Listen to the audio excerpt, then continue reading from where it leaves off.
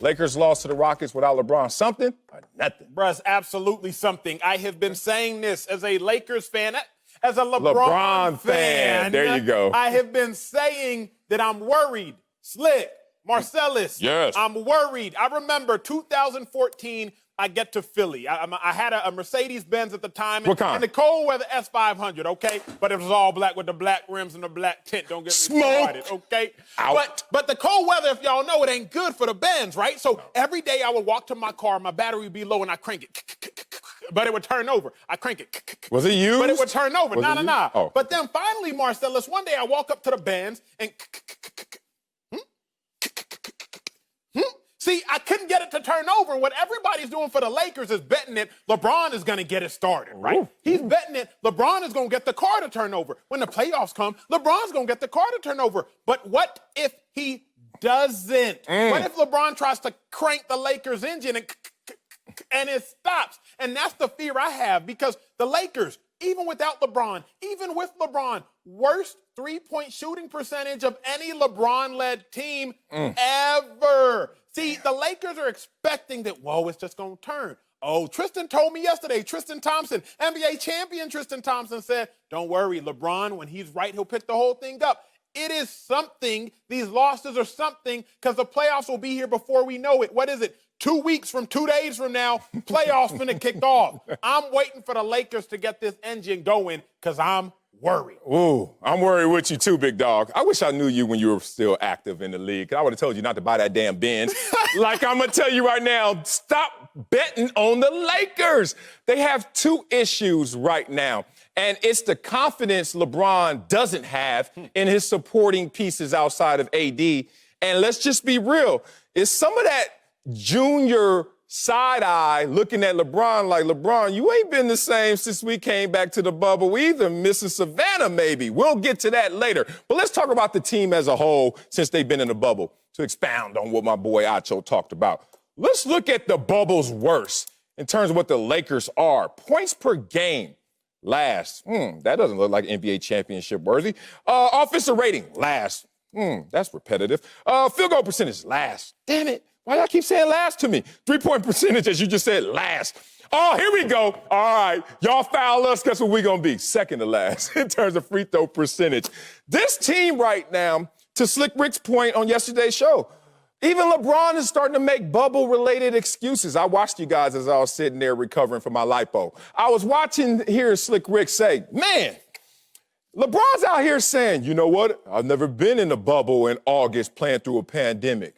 And guess what, LeBron? Nobody else has, but the Lakers have had the worst transition. I'm talking about from like first to worst, it seems like, in terms of them bringing the team inside the bubble.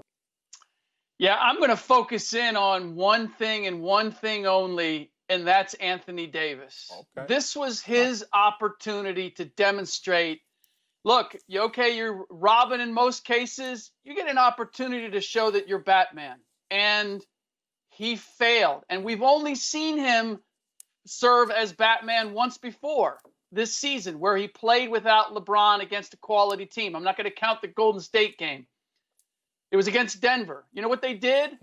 Minus 24. They got blown out by the Nuggets. He had 5 turnovers. He wasn't that guy.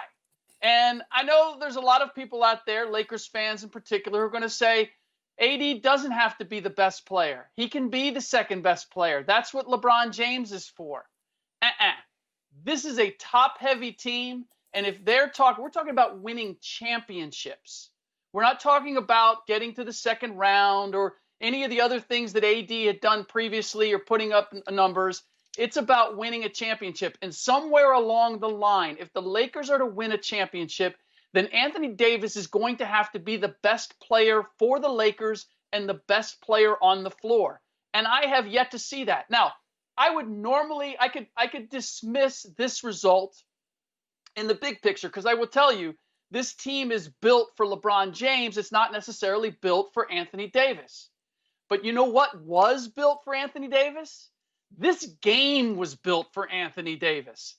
The Rockets play small. He had every opportunity to dominate and to impact this game by forcing double teams. You know what it resulted in? 7 turnovers. You know how many times he's had 7 turnovers in a game this year prior to this game? Never. This was the worst playmaking job AD has had in a game that was built for him to be the playmaker. So, is it something? How can it not be something? Talk to him, Slick. Talk to him. Look, I'm going to take y'all back because before I was in the league and before I fell in love with football, I fell in love with basketball. Lakers fans, take heed from somebody who's seen this story. I grew up in Dallas, grew up a Mavs fan, 06. Mavs go to the championship against the Heat. D-Wade and Shaq. Mavs, we take, I think it was a 2-0 lead. I'm like, oh, yeah, we Gucci. Anyway, we end up losing, but the next year we come back. Dirty Dirk is in the building. Mavs win 67 games that year. It's 2007. First round matchup, it ain't nothing but Golden State. And I'm not talking about Steph Curry, Klay Thompson, Draymond, Golden State. I'm talking about Baron Davis, Stack, Jason Richardson, Golden State. We believe. Mavs got it in the bag. Wait, what?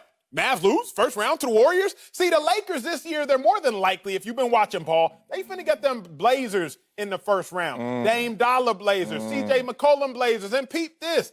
Dame made more threes last night than the entire Lakers team has made in the last 2 games combined. So Lakers fans, it's something because that first round matchup is coming quick. And you happen to come across the Blazers, it's not going to be no easy task. I said it 3 days ago. I see a lot of analysts are starting to catch wind now, but Lakers fans is something because that first round matchup could be something big. Woo!